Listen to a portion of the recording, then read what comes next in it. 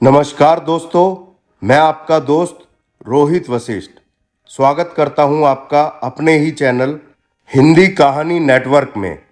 आज हम लेकर के आए हैं एक ऐसे घमंडी राजा की कहानी जिसे अपने महल के ऊपर बहुत अधिक घमंड था। तो चलिए शुरू करते हैं। एक राज्य में एक राजा राज करता था। वह एक शानदार महल में रहता था जो कीमती पत्थरों से बना था और जिसमें तरह तरह की नक्काशियां की हुई थी। महल इतना सुंदर था कि उसके चर्चे दूर दूर तक फैले हुए थे। उसके महल के मुकाबले का महल आस पास के किसी भी राज्य के राजा के पास नहीं था। जो भी राजा का महल देखता उसकी प्रशंसा के पुल बांध देता।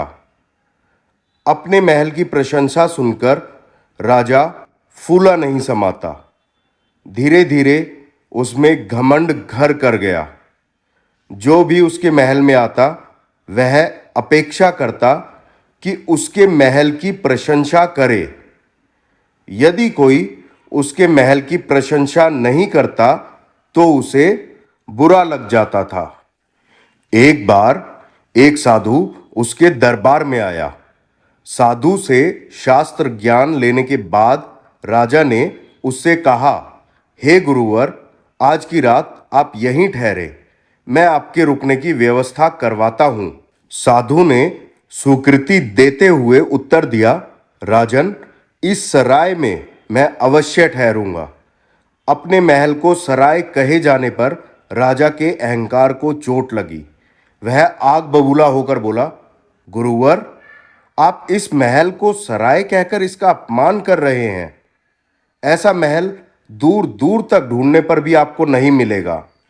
यहां ठहरना आपका सौभाग्य होगा, अन्यथा दर दर भटकने वाले साधु के भाग्य में तो एक टूटी फूटी कुटिया भी नहीं होती। कृपया आप अपने शब्द वापस लीजिए।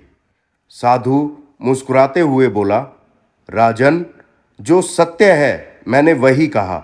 मैं अपने शब्द वापस नहीं लूंगा। ये मेरी दृष्टि में एक सराय ही है। राजा ने साधु को चुनौती दी और कहा, यदि ऐसा है तो सिद्ध करके दिखाइए। साधु ने कहा, ठीक है, मेरे एक प्रश्न का उत्तर दो। पूछिए। आपसे पहले ये महल किसका था? मेरे पिताश्री का।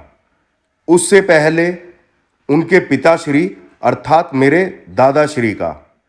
उसके पहले उनके पिताश्री। इस महल का इतिहास बहुत पुराना है, राजा ने बताया। साधु ने कहा, आपकी बात ही सिद्ध करती है राजन कि ये महल एक सराय है जिसमें आपकी पीढ़ियां रहती आ रही हैं। आपके दादाश्री भी रहे, उसके बाद आपके पिताश्री, फिर उन्हें इसे छोड़कर जाना पड़ा। ठीक वैसे ही जैसे सराय में कुछ दिन रहने के बाद उसे छोड़कर जाना पड़ता है। आप भी एक दिन इस सराय को छोड़कर चले जाएंगे, तो फिर इसका इतना घमंड क्यों? साधु की बात सुनकर राजा बहुत प्रभावित हुआ। उसकी आंखों पर पड़ा घमंड का पर्दा उठ गया। वह हाथ जोड़कर साधु से बोला, गुरुवर, आपने आज सत्य से मेरा सामना करवाया। तब मैं अपने अहम में डूबा हुआ था, मुझे क्षमा कर दें। साधु ने राजा को क्षमा किया और उस रात महल में रुककर अगले दिन वहां से प्रस्थान कर लिया। तो दोस्तों, इस कहानी से हमें यह सीख मिलती है कि ये दुनिया एक सराय की तरह है, जहां लोग आते हैं और कुछ दिन रहने के बाद चले जाते हैं। यहाँ से आप कुछ भी लेकर नहीं जाएंगे, लेकिन यदि आप कुछ देकर गए तो सदा इस दुनिया में आपका नाम अमर रहेगा। इसलिए अच्छे कर्म कीजिए, लोगों की सेवा कीजिए और इस दुनिया को बेहतर बनाने में अपना योगदान दीजिए। आशा करते हैं कि आपको यह कहानी बहुत पसंद आई होगी। यदि आपको यह कहानी पसंद आई है तो कहानी को लाइक और शेयर करें और चैनल को सब्सक्राइब करना ना भूलें। जय हिंद, भारत माता की जय।